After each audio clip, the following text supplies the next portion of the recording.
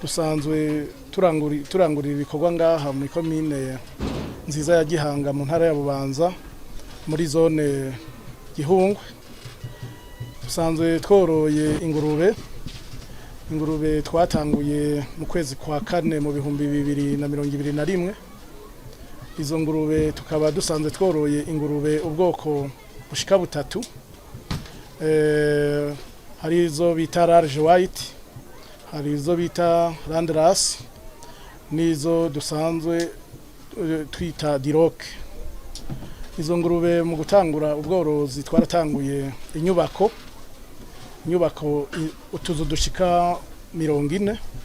Muri utwo tuzu 40 dutanguza ingurube 13 muri uwo mwaka wa 2021. Hanyuma turabandanya kuko ntibyatworoheye kuko umuntu agenda arahura n'utubazo tumwe bivanye n'ingene umuntu aba yinjiye mu bworozi atarasanzwe amenyereye uwo mwuga.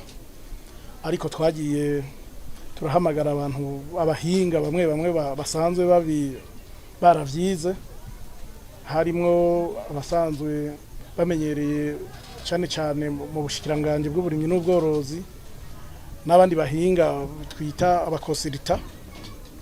Twarashoboye guhamagara abakonsulta bo mu gihugu ca Swede, nibo bashoboye kudufasha zijya nyubako mwabonye, kuko aha naho twatanguriye ngaba station hariya naho abahinga batweretse nyene dushobora korora kijambere mu buhinga bwa none, kubijanye n'ingaburo, kubijanye no kugwiza ubworozi bw'ingurube ku rwego rw'igihugu, no kugwiza inyama gushikaho tuzoshora no mu bihugu duhana imbibe n'ahandi ku isi yose, kuko turifuza kugwiza ingurube ku rwego rw'igihugu no ku rwego rw'isi.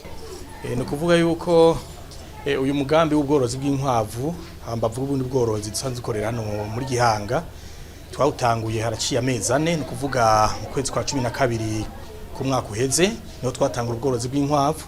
Dutangura bitoroshe kuko twatanguranye inkwavu zishika 45, kandi twazikuye mu ntara za kure ko twaragize ivyigwa dusanga n'inkwavu mu banyagihugu sina nyinshi cyane. Hanyuma turashiraho uyu mugambi wo kugwiza ibitungwa vy'inkwavu hano. Rero gushika no munsi turabona ko nyuma y'amezi 4 tugeze ku mwimbu ushimishije cyane, nkuko inkwavu sanzigwira cyane. Ni kuvuga turageze ku nkwavu 231. Ihangiro dufise nuko iki kigo coba ikigo cyo kugwirizamwo imivyaro y'inkwavu, kuko twarabonye yuko abene gihugu bazikeneye kazikenewe ku murindi ushimishije. Hari amakoperative atandukanye hano muri no komine ya Gihanga baguma batwitura tukaraba murindi bariko natwe tuvuga tutireka rero tugwiza ibikorwa kugira ngo noneho nko mu myaka nk'itatu 4 kizoba ari kigo gishobora kuramura nk'inkwavu zingana nk'inkwavu 500 ku kwezi. No kuvuga twashimye ko kiba ikigo cyo kugwirizamwo izi nkwavu abene gihugu bariko bararondera.